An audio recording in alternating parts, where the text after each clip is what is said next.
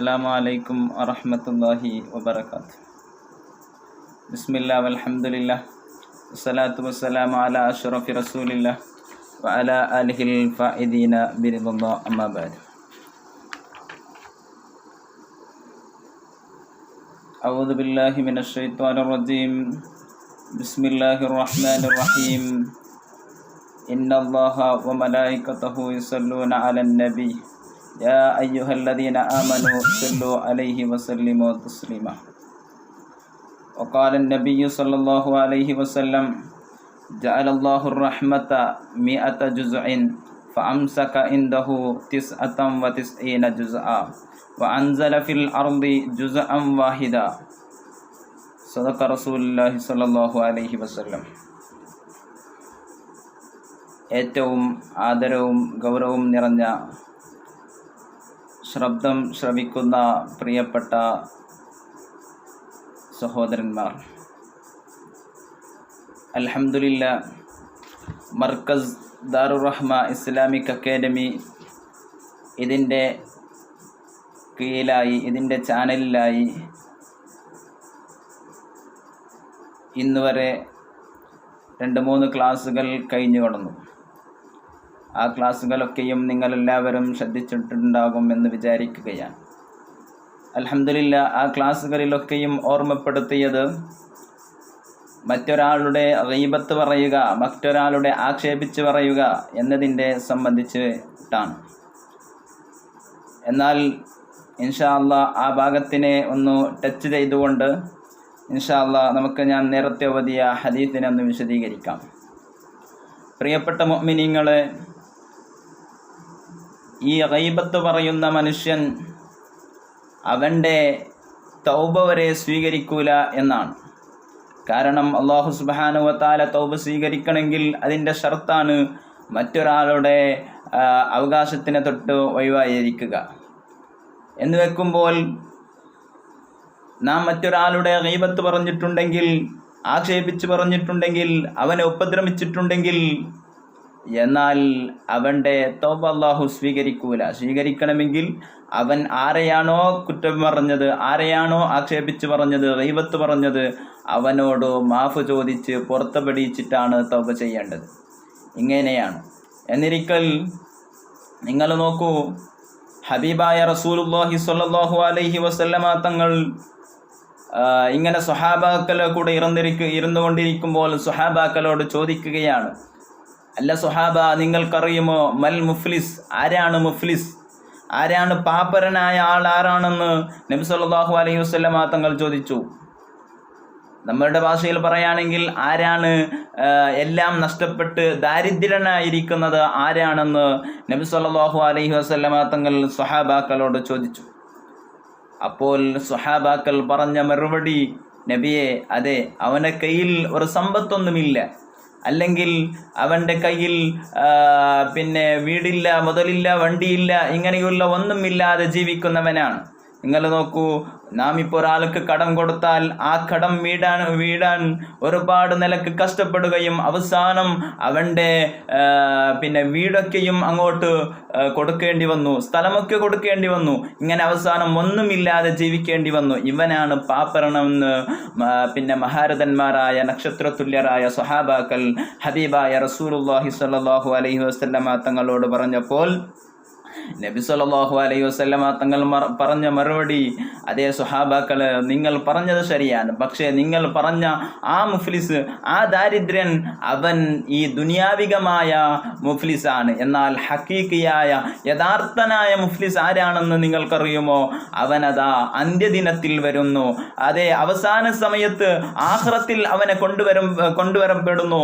അവനാണെങ്കിലോ ധാരാളം ഇബാദത്തുകൾ ഉണ്ടാക്കിയവനാണ്, ധാരാളം നോമ്പനുഷ്ഠിച്ചവനാണ്, ധാരാളം നമസ്കരിച്ചവനാണ്, ഒരുപാട് സൽക്കർമ്മങ്ങൾ ചെയ്തവനാണ്.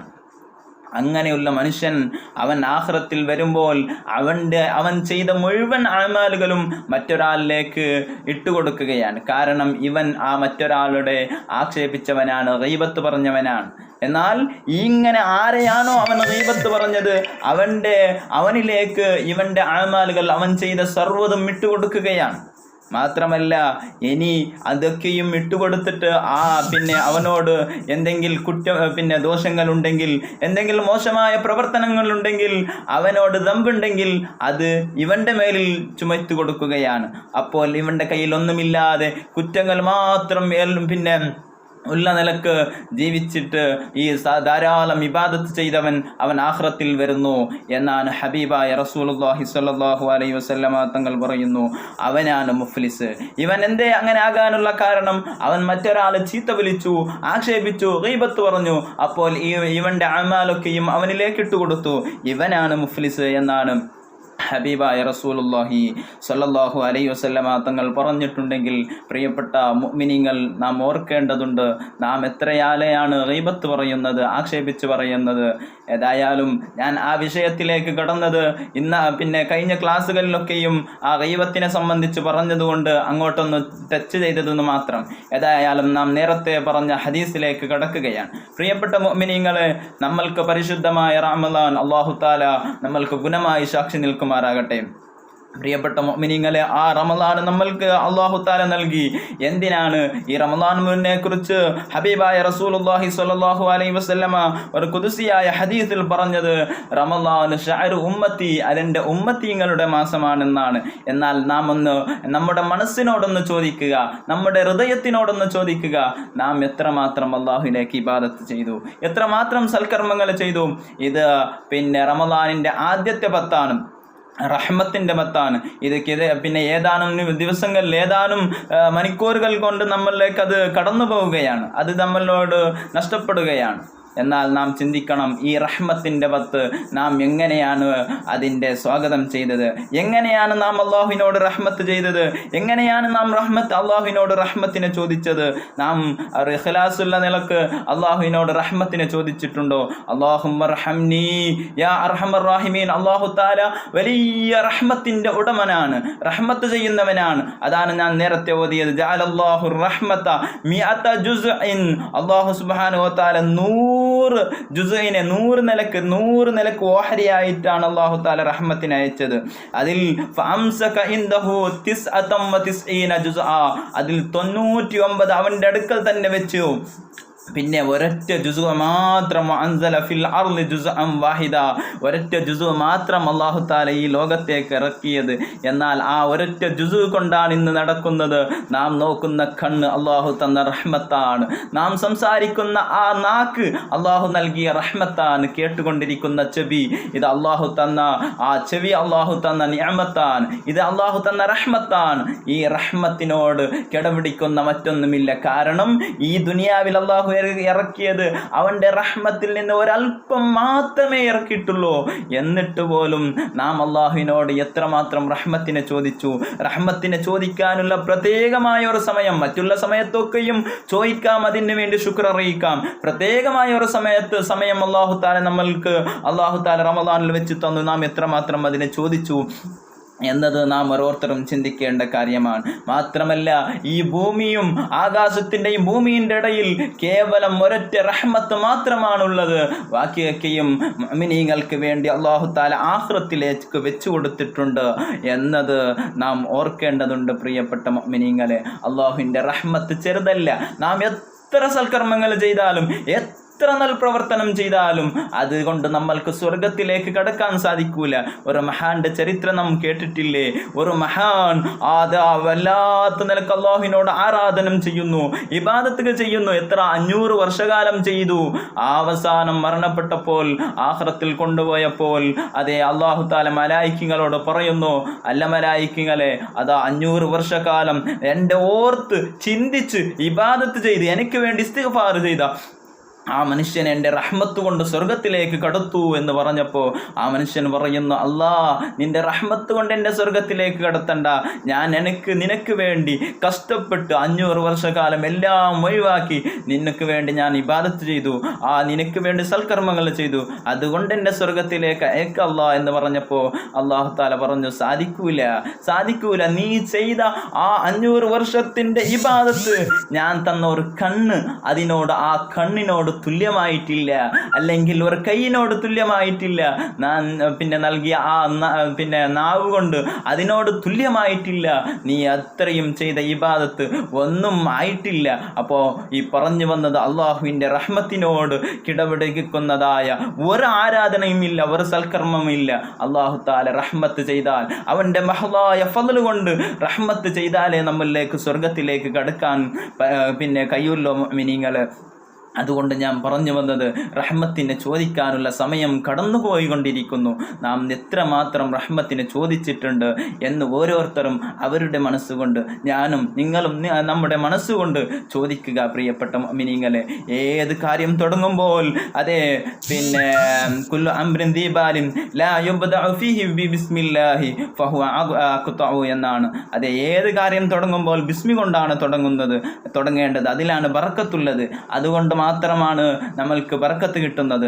അങ്ങിരിക്കുമ്പോൾ അതെ ആ ബിസ്മിയുടെ അവസാനത്തിൽ അല്ലാഹു തആല പറയുന്നു റഹ്മാനിർ റഹീം.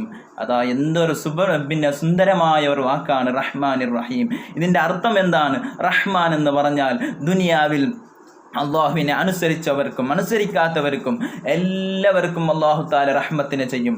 എല്ലാവർക്കും അല്ലാഹു തആല റഹ്മത്തിനെ ചെയ്യും. അൽ മുഹ്സിൻ ഇലൽ ബർരി വൽ ഫാജിരി, നന്മ ചെയ്താലും അതുപോലെ മോശമായ പ്രവർത്തനം ചെയ്താലും എല്ലാവർക്കും അല്ലാഹു തആല എന്താക്കും? റഹ്മത്തിനെ ചെയ്യും. എന്നാൽ പിന്നെ റഹ്മാനിർ റഹീം അതെ അൽ മുഹ്സിൻ ഇലൽ മുഅ്മിനീന ഹാസതൻ പിന്നെ ബിൽ മഗ്ഫിറതി വദുഖൂലിൽ ജന്ന. അങ്ങനെയാണ് അല്ലാഹു തആല ആ പിന്നെ ആ റഹ്മത്ത് മുഅ്മിനീങ്ങൾക്ക് മാത്രം ആഖിറത്തിലേക്ക് അല്ലാഹു വെച്ചിട്ടുണ്ട്. മുഅ്മിനീങ്ങൾക്ക് മാത്രം അവർക്ക് സ്വർഗത്തിലേക്ക് കടത്താൻ വേണ്ടി അവരെ പിന്നെ അവർക്ക് വേണ്ടിയതൊക്കെയും ചെയ്തു കൊടുക്കാൻ വേണ്ടി ഒരു റഹ്മത്തുണ്ട് മുഅ്മിനീങ്ങളെ. അതുകൊണ്ട് ആ റഹ്മത്തിനെ നാം ചോദിക്കണം. നാം ഇവിടെ അല്ലാഹു തആല മുഅ്മിനീങ്ങൾക്കും റഹ്മത്ത് ചെയ്യും, മറ്റാളുകൾക്കും പിന്നെ മറ്റ് മതസ്ഥന്മാർക്കും അല്ലാഹു തആല റഹ്മത്ത് ചെയ്യും. എത്രയെത്ര മതസ്ഥന്മാരാണ് ഇവിടെ വലിയ സമ്പത്തുമായി നിൽക്കുന്നത്? മുഅ്മിനീങ്ങളല്ല, ഈ ദുനിയാവിൽ മറ്റുള്ള ആളുകളാണ്. അത് അല്ലാഹു തആലയുടെ റഹ്മത്താണ്. അത് അല്ലാഹു തആല ഈ ദുനിയാവിൽ മുഅ്മിനീങ്ങൾക്കും റഹ്മത്ത് ചെയ്യും, മറ്റുള്ള ആളുകളിലേക്കും റഹ്മത്ത് ചെയ്യും. എന്നാലും ഒരു സ്പെഷ്യലായ റഹ്മത്തുണ്ട്, അത് ആഖിറത്തിലേക്കുള്ള റഹ്മത്താണ്. അതുള്ളത് മുഅ്മിനീങ്ങൾക്കാണ്. അതിനെയാണ് ചോദിക്കേണ്ടത് പ്രിയപ്പെട്ട മുഅ്മിനീങ്ങളെ. ഇതോടുകൂടെ നമ്മുടെ റഹ്മത്തിനെ കഴിഞ്ഞുകൊണ്ട് പിന്നെ ചോദിക്കുന്ന ആ സമയം കഴിഞ്ഞുകൊണ്ടിരിക്കുന്നു. അത് കഴിഞ്ഞതിൻ്റെ ശേഷം ചോദിക്കുന്നതിനൊന്നും പിന്നെ കുറവില്ല. ചോദിച്ചാൽ അല്ലാഹു തആല നൽകുന്നതാണ്. അത് പിന്നെ റമളാനിൽ ഉള്ള ഒരു ഓഫറാണ്. അത് കഴിഞ്ഞാൽ പിന്നെ മഗ്ഫിറത്തും പിന്നെ സ്വർഗത്തിൽ ചോദിക്കുന്നതിനും എത്തുക്കും മിനന്നാറും ഒക്കെ വരാനുണ്ട്. അതിനൊക്കെയും വേണ്ടതുപോലെ ഉപയോഗപ്പെടുത്തണം എന്ന് മാത്രം ഈ സമയത്ത് സാന്ദർഭികമായി ഓർമ്മപ്പെടുത്തിക്കൊണ്ട് അല്ലാഹു സുബ്ഹാനഹു വ തആല അവൻ്റെ മഹ്ലായ ഫള് കൊണ്ട് അവൻ്റെ റഹ്മത്ത് കൊണ്ട് നമ്മുടെ സ്വർഗാവകാശികളിൽ അല്ലാഹു തആല പെടുത്തുമാറാകട്ടെ. പിന്നെ ഈ ക്ലാസ്സുകൾ കേട്ടുകൊണ്ടിരിക്കുന്നവർക്ക് അവർക്കൊക്കെയും സന്തോഷം നൽകണേ അല്ലാ. അവർക്കും ഞങ്ങൾക്കും പരിശുദ്ധമായ റമളാൻ ഗുണമായി സാക്ഷി നിൽക്കുന്നവരിൽ അവരെയും നമ്മയും അല്ലാഹു തആല ഉൾപ്പെടുത്തുമാറാകട്ടെ. അല്ലാഹു ഈ ലോകത്തിറക്കിയ ആ മുസീബത്ത് എത്രയും പെട്ടെന്ന് നമ്മിൽ നിന്ന് ഒഴിവാക്കിയിട്ട് നമുക്ക് അല്ലാഹു തആല പള്ളിയെന്ന് തുറന്നു തന്ന് അവിടെ ജമാഅത്തും ജുമയും ദർസും ഒക്കെ നടക്കാനുള്ള ആ പഴയ പിന്നെ നിലക്കുള്ള ആ രൂപം അല്ലാഹു വീണ്ടും ഉണ്ടാക്കി തരുമാറാകട്ടെ എന്ന് മാത്രം പ്രാർത്ഥിച്ചുകൊണ്ട് വആഖിറു ദഅ്വാനാ അൽഹംദുലില്ലാഹി റബ്ബിൽ ആലമീൻ. അസ്സലാമു അലൈക്കും വറഹ്മത്തുള്ളാഹി വബറകാതുഹു.